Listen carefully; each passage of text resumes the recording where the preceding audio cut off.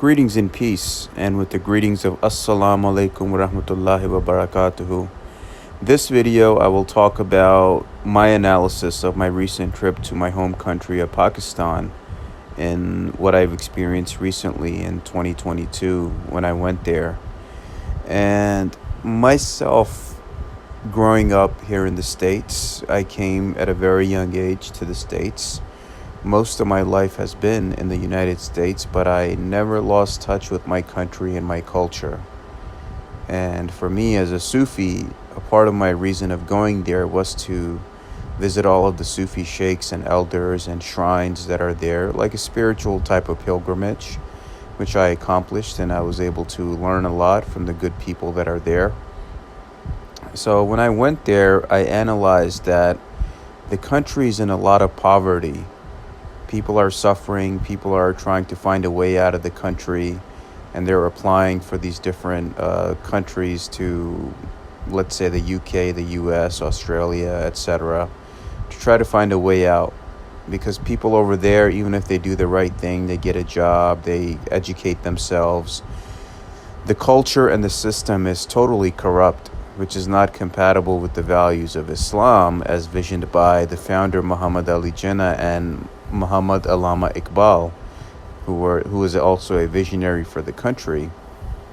What I see in this country, from my unbiased analysis, is the concept of, if you remember, before the creation of Pakistan, there was the British Raj, and it was in the state of Punjab, which was on both the India and Pakistan side, which was governed by a Maharaja. And the Maharaja would be given full protocol and full privileges. There would be the top elite in terms of their wealth, privileges, and their families, and so on and so forth. And they would have a base in England, in London mainly. And what I saw is that the system never really changed. The British might have given the quote-unquote freedom to the Pakistanis, but in reality, I still see the same system, whether it's the Sharif families or the Bhutto families or these Zardaris or these other elite families that are there that take turns in terms of who runs the country. And they're all been groomed by the British intelligence and apparatus. And when things go wrong for them, they all run away back to London, whether it's even with MQM and Altaf Hussein and all of these different leaders and sources of power that are there.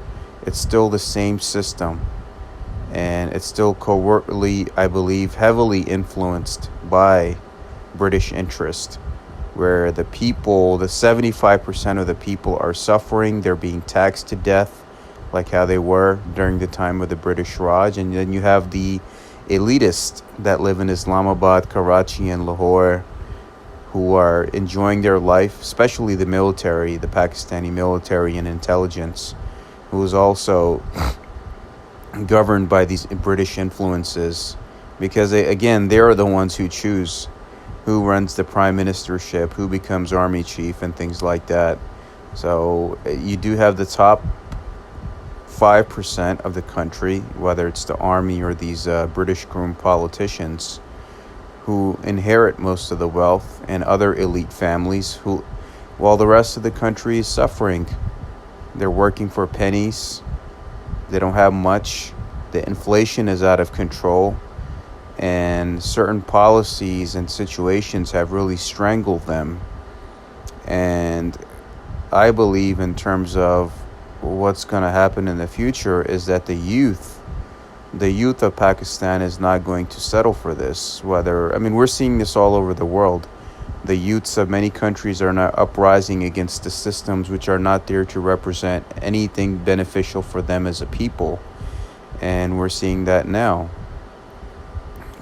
And in terms of what I dealt with people, of course you have good and bad people everywhere, but most of the people I encountered were very good people. It showed me a lot of good hospitality, kindness everywhere I went, made me sit down, have food with them, have tea with them, the kindness of how they treat their guests, which is a part of their culture. But there are also other things and mentalities that I've seen which are not compatible with the Islamic culture. So you have a country where most people think that it's an Islamic country, right? But Pakistan, on paper, in reality, is a secular country which was created for non-Hindus at the end of the British Raj. And as we see how non-Hindus are being treated in India today, I'm sure that the founding fathers of Pakistan must have been able to foresee something in the future.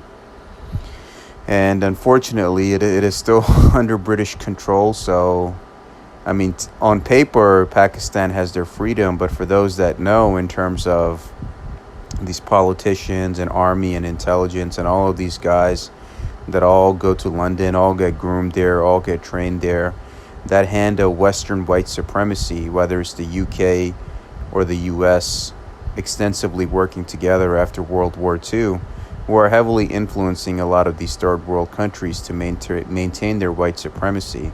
So white supremacy is an issue not only in America, but it's all over the world, which I believe within my lifetime is going to be destroyed. And I look forward to that day where people start getting their due. Also, the concepts of many people that are trying to find a way out of that country. So you have good people that are educated, they have degrees, etc., and all of that in between.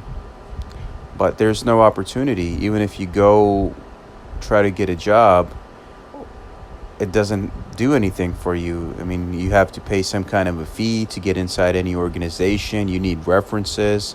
The Pakistani culture, it's like excuse my language, but they all like to have dick measuring contests with each other. Hey, I own this many businesses. Hey, I own this many shops. Hey, I got this car. I know this many people. That's what they're always bragging to each other about, that kind of nonsense. And unfortunately, even those that are not good people, if they have the right contacts, things work out for them. And while the people who are trying to do the right thing and struggling, they get the bottom of the barrel dust. And that's the unfortunate truth.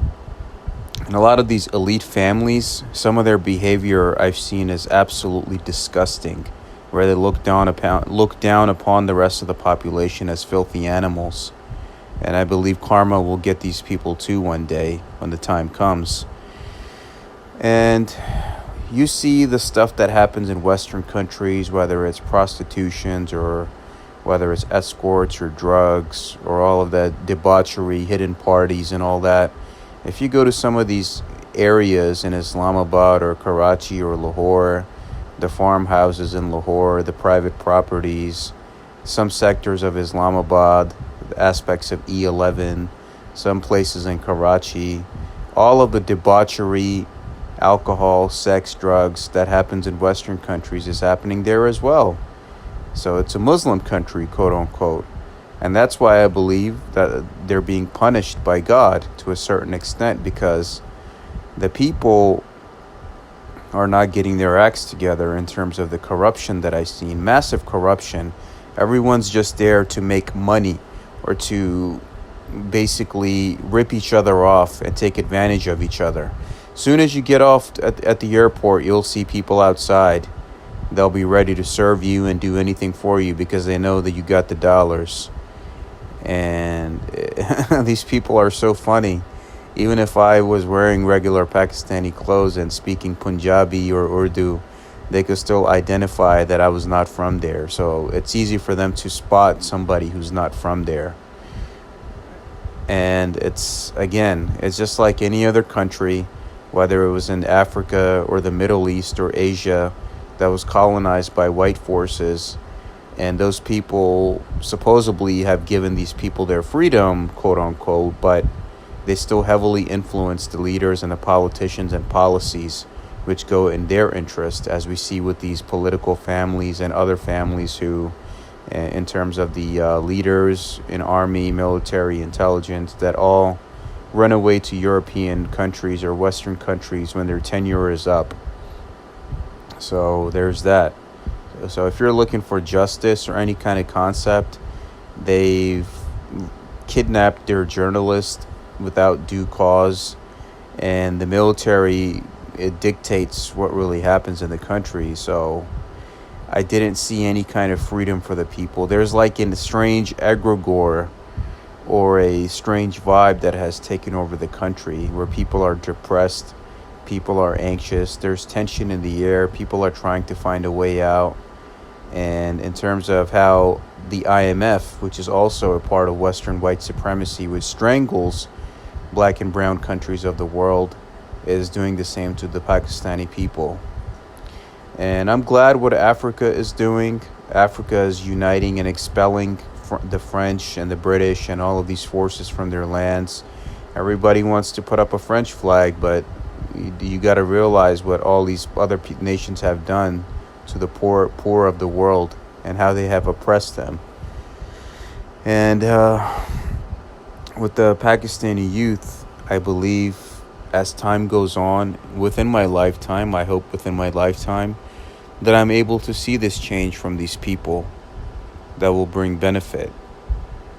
In terms of geopolitically, I think Pakistan has a benefit in terms of its being a nuclear armed nation and has a strong military. Not its leadership, which is disgusting, but the good soldiers and, let's say, the special forces that they have that serve the interest of the nation. And with their alliance with China, it is kind of their deterrent against India, where China needs Pakistan and Pakistan needs China. It's like a beneficial relationship for both sides, whether it's geopolitical protection, business, interest, and all of that in between. So I saw a lot of Chinese when I was in Pakistan as well, in Islamabad and Lahore, and they're there. Let's just put it that way. And in terms of how the elitists are closed off from the rest of the society, you can see that. When I was in Islamabad, I looked at these people. They are living a much higher quality of life compared to what people in the Western nations are dealing with. These people have so much wealth in terms of back-breaking labor, that many people in the Western countries in today's inflation are just working to pay bills, honestly. And what we're seeing in Pakistan and these other nations is totally opposite. There's a difference in terms of the work ethic. People just don't take their job seriously. There are good people who try to help people, whether it's in the government sector or other sectors, but most people just have like this smug attitude where they're always trying to find an easy way out. And that's another cause of their suffering from Almighty God. I believe if a lot of these guys over there, if they get their acts together, Almighty God will open a way for them and make things better for them. But that's something that I believe only time will answer, with the new generation that will rise up, and the generation after them, and the generation after them. So if you see Africa uniting like Bob Marley's song and kicking out the influences of Western white supremacy, which has drained them of resources, life, opportunity for them and their future generations, I believe Asia will do that factor as well, in terms of Pakistan and other countries which exist in Asia. Within the next 10 years, like I always talk about the age of chaos from 2020 through 2029, I believe we will see something like that take in fruition, because you already see the US, it's equivalent to a third world country now, where there's people are just working their asses off just to survive. There's no opportunity or no growth in any sector unless you know somebody. The inflation is out of control. The crime and lawlessness is out of control. The police are useless. The government is useless. You try to do the right thing and follow everything to the book. Nothing works out unless you have connections. And now even the quality of the passport has declined. Before, Americans could go to European countries visa-free. Now you got to get a visa. That shows a decline in your passport power and a decline in your world standing. And most people are distancing themselves from these nations, whether it's the chaos going on in France, the out of control situation in the UK in terms of the living and crime, same in America. So the crime, the karma catches up eventually, whether it takes 100 years or 200 years, it catches up eventually to anyone who has committed atrocities against anyone, anywhere in the world at any time. Right? It's like what tarot readers say, time is not linear. This can affect you in the past, present, and future. So with the Pakistani situation, they can prosper once that Western white supremacy is removed from their land, whether it's the heavy British influence in terms of all of these people being groomed in Britain and other countries. Even with Malala, her father was connected to an intelligence agent, and that's why she got rich and famous, and all that stuff worked out for her. And it's all a game in the end. And all of these elite families are connected to some kind of a Western apparatus. Once that is removed completely from the country, then the country can start the healing process in terms of having democratically elected leaders, whom the people were behind Imran Khan, but look, he was forcibly removed by the US and the influence of the US and the UK, and then they installed the British groomed politician Shahbaz Sharif, who always runs away to London when things get sour. So once the Western white supremacy is removed, then the people can start the healing process in terms of having a government, a military, a public sector, economic sector, which represents the interest of the people for the people, and literally. But in terms of the people, a majority of the people there, they are dwelling in corruption, but they're also suffering too. The average person that's working, trying to survive and take care of their families, they're suffering heavily. And I hope things get better for them, whether it's money, water, gas, natural resources, being able to put food on the table. I hope things get better for those people. Not only in Pakistan, but anywhere where white supremacy has damaged humanity. So, without further ado, I hope you were able to benefit from my geopolitical analysis of my recent trip to Pakistan in 2022. Thank you.